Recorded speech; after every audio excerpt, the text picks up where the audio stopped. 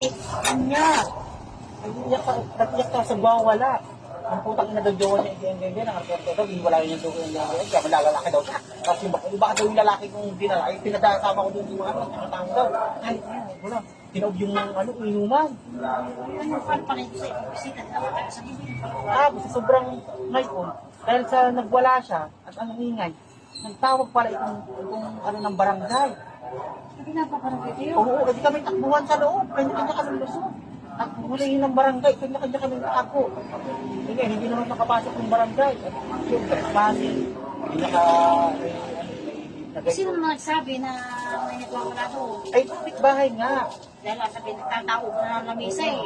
Ay, kali nagkakagulo nga. Ano ba ganyan tahimik lamang yun? Kasi kahit kami man din yan, taguan kami. Ang takot namin sa barangay, siyempre, baka kakahiya.